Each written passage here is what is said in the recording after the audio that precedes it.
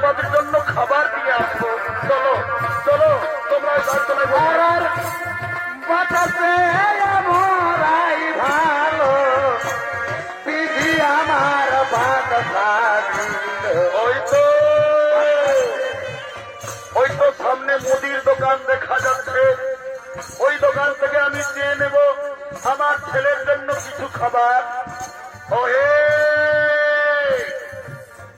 ওহে মুদি দোকানি ভাই, আমি তোমাকে বলছি, জানো জানো মুদি দোকানি ভাই, আজ 3 দিন ধরে আমরা কিছু খাইনি, কিন্তু খিদার জ্বালায় আমার একটি ছোট্ট সন্তান, তার প্রাণ যাই যাই। তাহলে মুদি দোকানি ভাই, তুমি আমার ছেলের জন্য অন্তত কিছু খাবার দিয়ে দাও। তাহলে মুদি ভাই, তুমি আমার ছেলেকে কিছু খাবার দাও। ভিক্ষুক, শোনো ভিক্ষুক, আমি এখনই দোকান এনেছি, তুমি তো দেখতেই পাচ্ছ, এখনো আমি দোকান ফেলিনি, এখনো আমার খাবার বিক্রি হয়নি, তাই তোমাকে আমি খাবার দিতে পারবো না। যাও, তুমি আমার দোকান থেকে দূরে সরে যাও।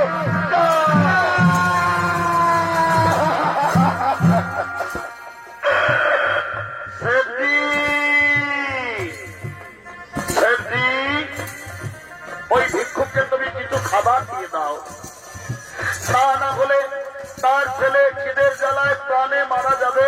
আমার কথা শোনো, ওই ভিক্ষুকে তুমি খাবার দিয়ে দাও।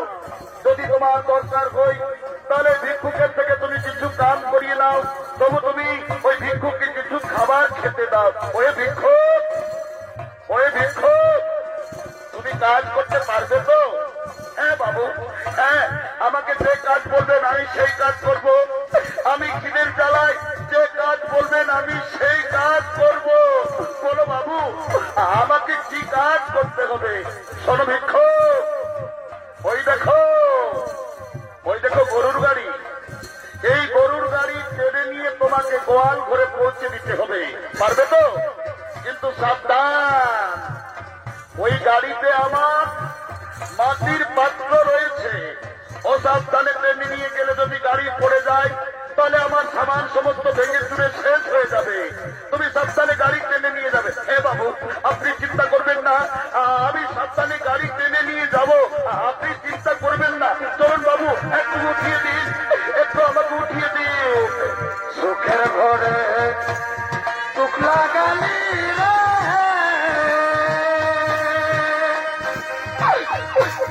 এই মানব জীবনে রঙ্গরস দিনিকা তালি রে, ভাবি না তুই শেঠজি, শেঠজি, বলো না শেঠজি, তোমার ঘর এখান থেকে আর কত দূর? এখনই তুমি ঠকে গেলে, আর বেশি দূর নয় বাবা, আর বেশি দূর নয়, আর মাত্র 5 মাইল। ভগবান,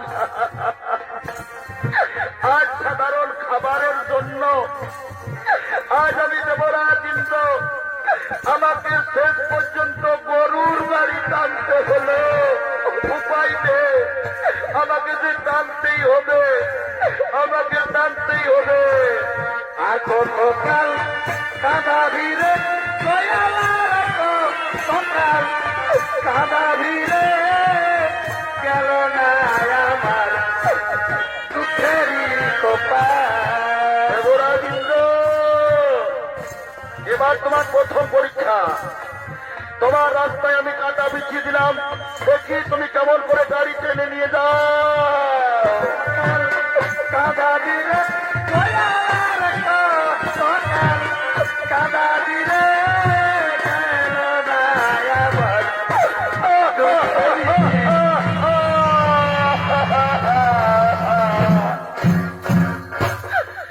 আই ভগবান, আজ আমার কি হলো? আমার পায়ে কাটা লেগে আমার শরীর সমস্ত সামান ভেঙে চুরে শেষ হয়ে গেল। শয়তান, ওরে শয়তান, তোকে প্রথমেই বলেছিলাম সাবধানে গাড়ি টানবি, কিন্তু অসাবধানী হওয়ার জন্য গাড়ি পড়ে গিয়ে আমার সমস্ত সামান ভর্তি হয়ে গেল। শয়তান, তোকে আর ছাড়বো না, তোকে পিঠে পিঠে তুলে যাবো।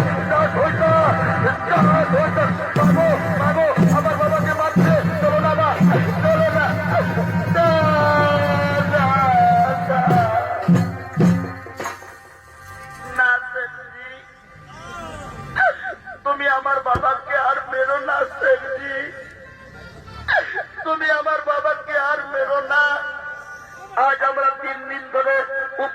পাইনি, কিছু খাবার খেতে পাইনি, তাই আমার বাবা আপনার দোকানে খাবার চাইতে গিয়েছিল। আমার বাবাকে আপনি মারবেন না সেঠজি, আমার বাবাকে আর আপনি মারবেন না। ওগো সেঠজি, আমি সত্যি কথা বলছি, আজ আমরা 3 দিন ধরে কিছু খেতে পাইনি, তাই আমাদের সন্তান খিদের জ্বালায় ছটপট ছটপট করছিল। সেই সময় আমি আমার স্বামীকে আপনার দোকানে খাবার চাইতে পাঠিয়েছিলাম। তুমি আর আমার স্বামীকে মেরো না, তুমি আমার স্বামীকে ছেড়ে দাও, ছেড়ে দাও। না, তোমরা আমার কাছ থেকে দূর হয়ে যাও, যাও না, দূর হও। এই খোঁজাকে আজ আমি রাখবো না।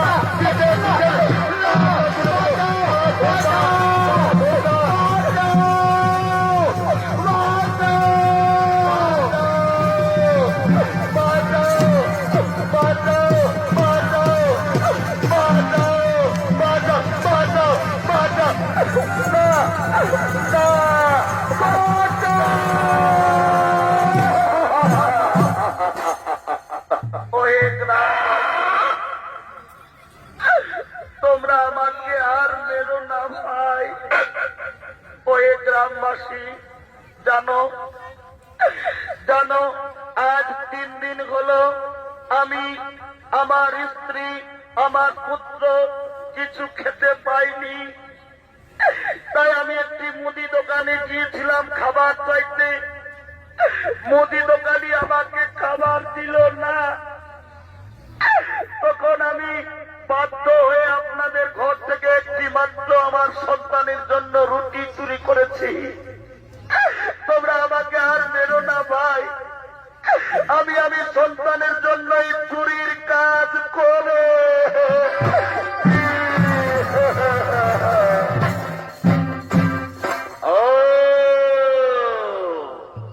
তাহলে তাহলে এ হলো তোমার স্ত্রী, এ হলো তোমার সন্তান, তুমি এদের খাবারের জন্য আমাদের ঘর থেকে রুটি চুরি করেছো। সে যাই হোক, চুরির অপরাধে তুমি অপরাধী, তাই অপরাধের শাস্তি হিসেবে আজ আমরা ঠিক করেছি তোমার শিশু সন্তানকে তোমার চোখের সামনে আমরা বলি দেব।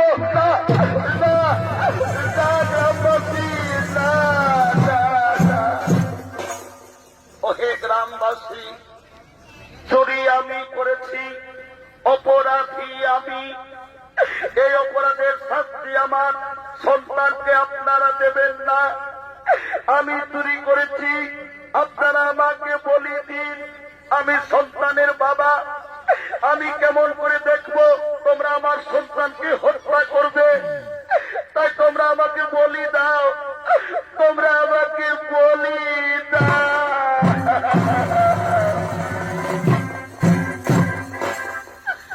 ওগো গ্রামবাসী,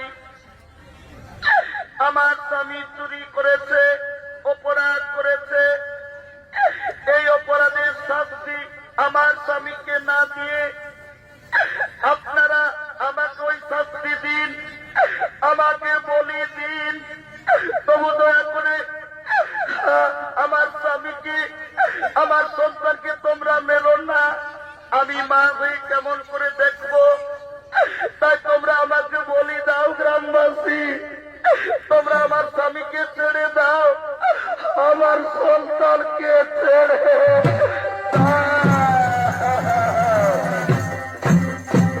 শোনো গ্রামবাসী, সোজা আঙুলে ঘি কখনো উঠবে না। শোনো, তোমরা দুজন দুজনকে ধরে নিয়ে 2টি গাছে বেঁধে দাও, তারপর এদের শিশু সন্তানকে এদের চোখের সামনে আমি হত্যা করবো। যাও, এদেরকে বাঁধো, এদেরকে বেঁধে দাও।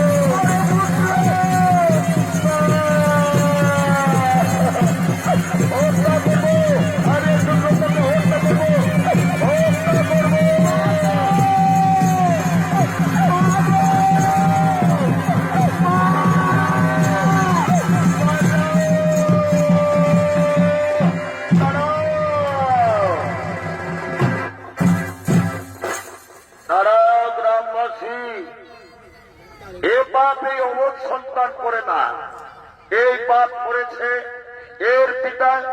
তোমরা জানো না গ্রামবাসী, তোমরা যাকে বেঁধে রেখেছ উনি সাধারণ মনুষ্য নন, উনি হলেন দেবরাজ ইন্দ্র, আর উনি হলেন উনার পত্নী সবজি দেবী।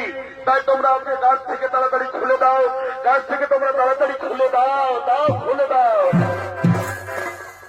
শোনো শোনো দেবরাজ ইন্দ্র, যে পাপ তুমি করেছিলে আজ সেই পাপের ভোগ তোমাকে করতে হলো। আজ আমি ন্যায়দাতা শনিদেব তোমার দৈব শক্তি, তোমার রাজ অলঙ্কার আমি ফিরিয়ে দিলাম।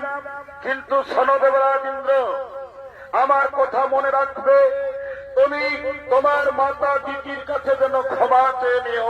হ্যাঁ হ্যাঁ শনিদেব, আমি তাই করব।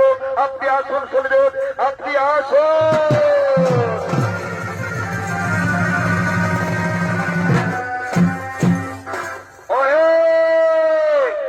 ওই গ্রামবাসী কে কোথায় আছো? আজ আমাদের বড় সৌভাগ্যের দিন, আমাদের দ্বারে দেবরাজ ইন্দ্র, তাই দেবতাদের রাজাকে তোমরা ফুলের মালা দিয়ে